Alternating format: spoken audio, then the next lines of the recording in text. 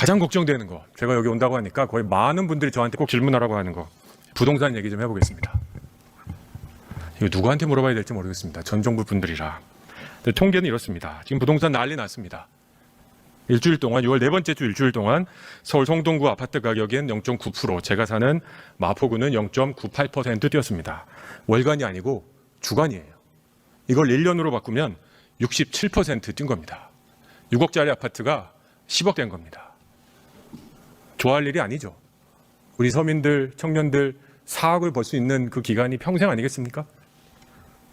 왜 이렇게 민주당만 집권하면 부동산 가격이 폭등합니까? 노무현 대통령 시절에 민주당 정부 30평 아파트 따져보니까 80% 올랐어요. 우리 국토부 누구 나와 계십니까? 예, 국토부 장관입니다. 예, 왜 그런 거예요? 민주당만 집권하면 부동산이 폭등한 이유가 뭡니까 도대체? 뭐 특정 정당하고 부동시장을 직접 관계하기는 어렵습니다만은 하여튼 사실이잖아요. 역사적으로 보면 민주당 정부 시절에 부동산 가격이 올라간 건 사실이죠. 예, 다른 상황이 있었습니다. 차관님, 제 질문하고 있습니다. 제 질문하고 있어요. 예, 질문하셔서 답변을 드립니다. 민주당 정부 시절에 부동산 가격이 폭등한 건 사실이죠. 네, 그렇습니다. 예. 네, 그렇게 얘기하면 되죠. 뭘 그렇게 변명을 하시려고 그러세요? 자, 진보 정부마다 부동산을 폭등하고 있고 태어난 지 한 달도 안 된 정부 또 여전히 국민들이 그냥 폭등하는 부동산을 따라잡으려고 지금 다들 힘겨워하십니다. 근데 이거를 대책을 내놓은 게 지난주 아주 폭탄 대책을 내놓으셨죠. 6억 이상 대출 못 받게 하는 거. 자, 이거 한 가지만 물어볼게요. 국토부에서 대통령실하고 상의하셨어요? 관계부처 간의 협의를 거쳐서 자, 발표된 대통령실하고 상의하셨습니까? 상의향으로 알고 있습니다. 예. 근데 왜 대통령 대변인한 사람은 대통령실 정책이 아니라고 거짓말을 합니까? 소관부처가 아니, 임명된 지 며칠이나 됐다고 벌써 거짓말을 하는 대통령실입니까? 상의하셨다 그랬죠. 그러면 그 대변인은 핫바지입니까? 아니면 거짓말한 겁니까? 분명히 상의하셨다 그러셨습니다. 관계부처 간의 협의를 했고요. 대통령실 동의한 겁니까? 반대하지 않았죠? 예, 그렇게 인지하고 있었던 것으로 알고 있습니다. 그러면 정책을 실패했다고 사과를 할 일이지. 이건 금융의 정책이고 대통령실 모르는 일이다? 금융위 관계자 나왔습니까? 네, 금융위원장 나와 있습니다. 예, 위원장님. 예, 이거 어떻게 보십니까? 대통령실하고는 상관없는 내용입니까? 그 관계부처 협의하고 그 필요한 부분은 조율을 했고요. 그 대변인 그 발언과 관련해서는 대통령실에서 그 이후에 좀 정정하는 내용으로 기자단 공지를 한 걸로 알고 있습니다. 왜 이렇게 벌써부터 잘하는 거는 다 우리 거, 못하는 거는 나가는 공무원들한테 미안합니다. 말을 제가 사과합니다. 이렇게 다 변명식으로 하는 정부 또는 이런 식의 정책 때문에 민주당이 집권만 하면 우리 국민들의 가장 많은 자산을 구성하고 있는 부동산 가격이 천정부지로 뛴다고 생각합니다. 아무리 제가 정치하기 전에 세계은행에 있으면서 수십 개 나라 정책 자본 해봤는데 일주일에 1%씩 부동산 가격이 올라간 나라는 본 적이 없습니다. 67%의 부동산 가격 인상. 노무현 정부 5년 동안 30평짜리 부동산이 80%나 뛰는 이 상황. 결국은 답은 저는 수요를 억제하는 게 아니라 공급을 늘리는 거라고 생각합니다. 제가 볼 때 6억 이상 주담대 금지하고 나면 그렇다고 15억 이상, 20억 이상 부동산 거래 금지할 건 아니잖아요. 그럼 국토부 차관님이신가요? 현직 국토부 장관입니다. 네, 장관님. 그러면 대출 받아서 못 사는 사람들 그 기회를 결국은 현금을 쌓아놓는 알짜 현금 부자 그리고 언론에서 얘기하는 일부 외국인들은 살 수 있죠. 이번 대책은 시장 관리 차원에서 살 수 있죠. 장관님, 제가 말하는 게 어렵지 않습니다. 질문 안 하셔도 다 아시는 게 아닌데 왜 질문을 하시면 제가 답변을 드릴 수밖에 없지 않습니까? 아니, 장관님이 의원의 질문 방식에 대해서 지금 훈결하실 필요는 없다고 생각하고요.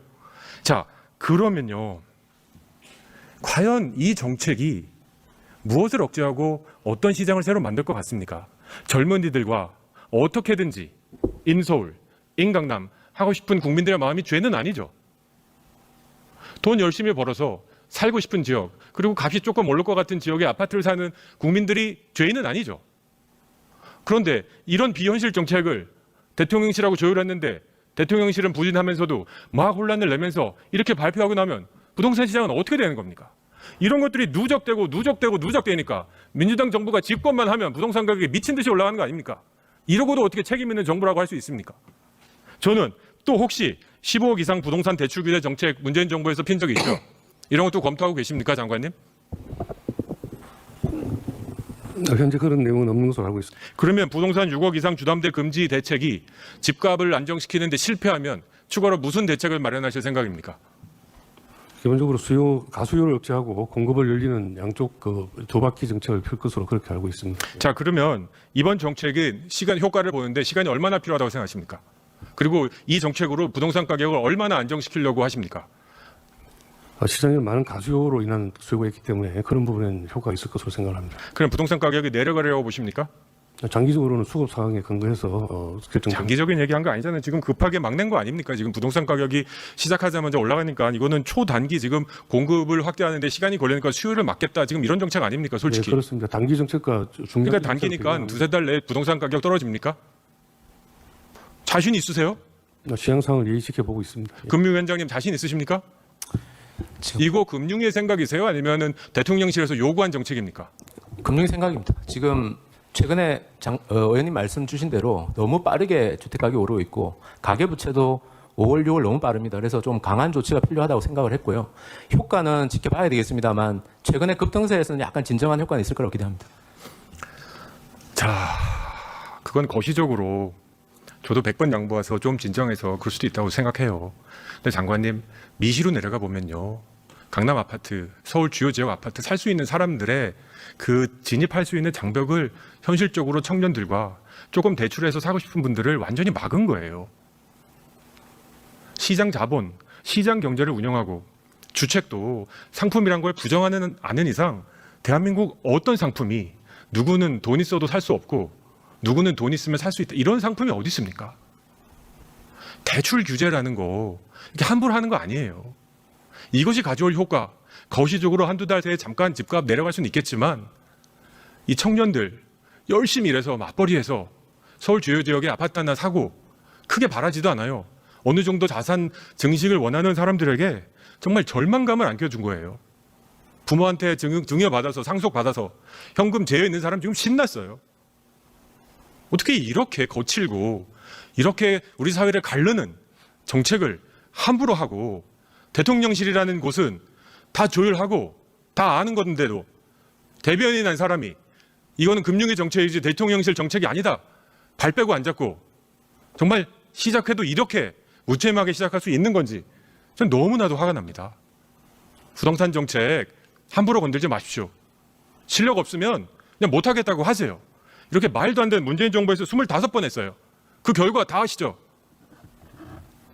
대한민국처럼 이렇게 부동산 갖고 모든 국민이 씨름하고 대한민국처럼 부동산 때문에 이렇게 불로소득, 투기에 모든 국민이 매달리는 나라 제발 좀 만들지 마시고 민주당 이번만큼은 좀 제발 실력을 발휘해서 부동산 폭등을 좀 막아주십시오.